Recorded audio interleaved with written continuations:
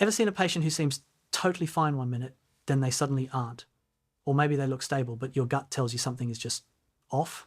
That's probably because deep inside, their body is in a state of shock.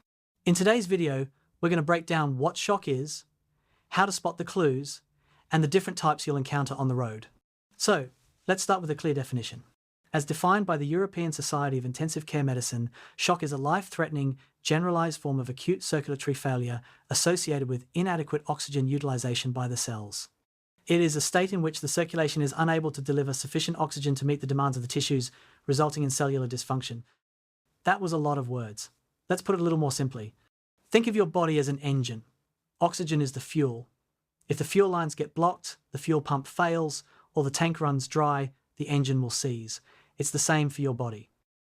Early shock is reversible, but if left untreated, it progresses to multi-organ failure and death. The body is an incredible liar, and it's brilliant at compensating. It will pump the heart faster and constrict blood vessels to maintain a normal blood pressure. This is called compensated shock. The patient might look fine, but their body is screaming internally. Commonly, shock manifests as hypotension, although this isn't always the case. The clinical signs of hypotension are a systolic blood pressure less than 90 millimeters of mercury. Another good indicator of suspecting poor perfusion is to check the mean arterial pressure, shown here on the life pack. If it's less than 65 millimeters of mercury, suspect shock, and this is also where the shock index comes in. The shock index is your secret weapon. It's a simple calculation. A normal value is between 0.5 and 0.7. If it's greater than 1, it indicates severe shock and a high risk of death. The shock index is a better indicator of early shock than either heart rate or blood pressure alone. In the compensated stages, a patient's blood pressure may still be normal, but their body's compensatory mechanisms will cause their heart rate to increase to maintain blood flow. The shock index captures this subtle change, giving you an early warning sign that it's about to get pretty gnarly. It's the subtle clue that a patient who looks fine is anything but. Now we move on to the types of shock. To keep it simple, we use the CHODE acronym to remember the four main types of shock: cardiogenic, hypovolemic, obstructive, and distributive. Distributive shock.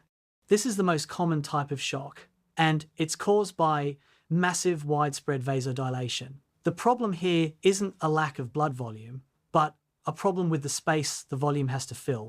The pipes are too wide, so the blood pulls away from the heart. This creates what we call relative hypovolemia. It looks like volume loss, but it's really a maldistribution of blood.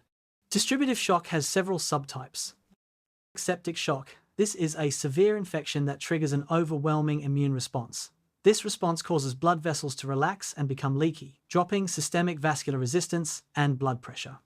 This leads to a mortality rate of 30 to 50%. A 20% difference, I know, but there's a lot of different sources that say a lot of different things, and it's not easy to give an accurate figure. Just know it's serious. Also note, a lot of people will say it's a blood infection. This statement is too general and not true. Next up, we have anaphylactic shock.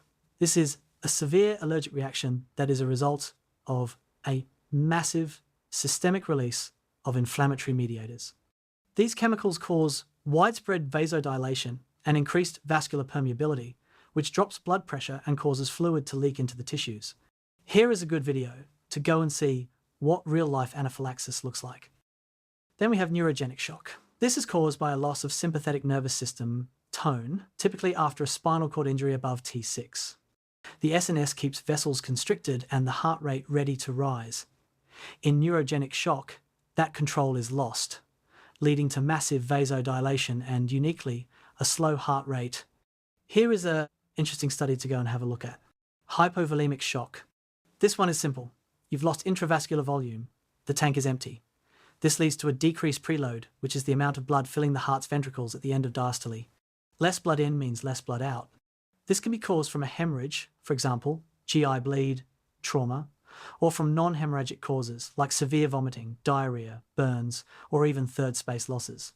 Third space losses are when fluid moves from the bloodstream into a space where it can't be used for circulation, like the abdominal cavity in pancreatitis.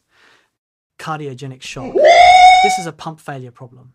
The heart itself can't pump enough blood to meet the body's needs.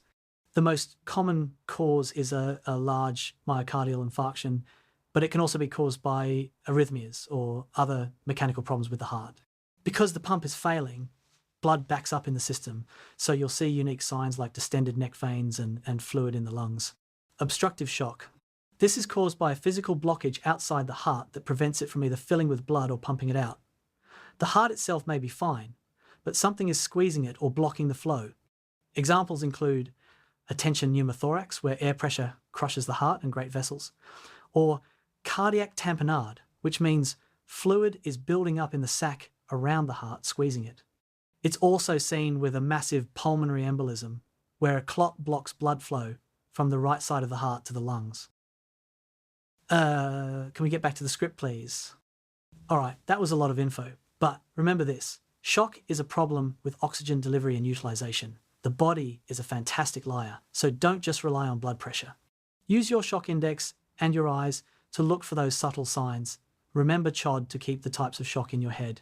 That's the basics course on shock. As always, the sources and research for this video are linked below.